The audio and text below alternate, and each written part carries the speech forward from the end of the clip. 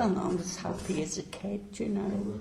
My brother and sister, we were in a little village, and my father worked on a farm where we lived in the cottage, and we used to run all over the place, go haymaking and all sorts, whatever he was doing.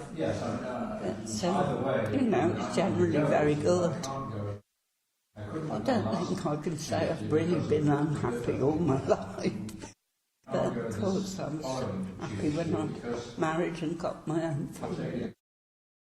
I'm very, very lucky because now I've got my son and his wife, my two granddaughters, very next door almost. And I've got a great-granddaughter now, and she fills our time. She's just beginning to trot around. You know, they have helped me a lot, you know, to keep me going. I don't know that I should be so, you know, contented if I was just stuck there on my own. I, as opposed to we, my wife and I am happiest, I think, when I'm lost in my stamp collection. Well, I mean, I've been collecting all my life, so I'm happy in the sense that I'm content. If I'm allowed to switch off with nothing else, I can, like you probably read good books or whatever, but I focus on that.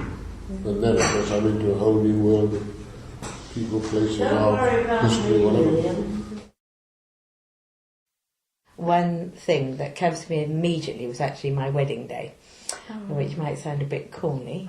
It was a summer wedding, and we'd had pretty dismal weather up until then, and then this day just dawned beautiful, beautiful blue skies. I just remember feeling like a princess really that day. I just felt everyone I loved was around me and supporting me. And I got married at my parents' house, who had a lovely house in the country, and we had a marquee up in the garden, and it was just full of flowers. So, and with the hot sun on the flowers, everything was smelling good. The earth, the flowers, you could smell the kind of the beauty of the day as well as see it. I would have liked to have travelled more. As a child, I was always interested to know what went on in Africa and places like that, but I never did. I only went to Holland, that's the furthest I've been. When my husband retired, you know, he'd say, let's go away for a day or two, you know, and we used to just pack up the car and go. Of course I missed that because now I haven't got him there to say it. I was in the army most of my life, my working life, all my working life, and our two kids were at boarding school for a lot of the time, of necessity. But the regret, I suppose, is that I didn't get to know son and daughter a bit, not get to know, but just have more time with them. No, I suppose I could say one regret I have. When I qualified to go to university, I was going to read engineering, civil engineering, and I had 2 years doing national service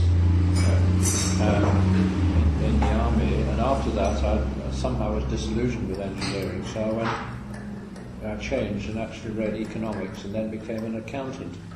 I think really I would have been happier if I had continued and trained as an engineer, because, you know, I'm always fascinated by looking at bridges and engineering works and seeing how they're constructed. I'm fascinated by railways and all the sort of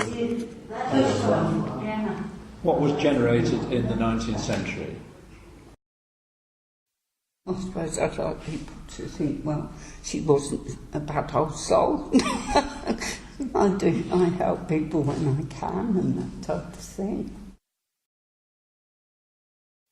I don't kind of feel I need to be remembered in any way, but I feel I would like to leave the world a bit better than when I came into it. I think if my children are happy and have turned into happy adults who in their turn can contribute to the world, then that to me is all I would want. I just want to feel that I haven't left the world a worse place, and that I've passed on a kind of a joy in life and a love in life.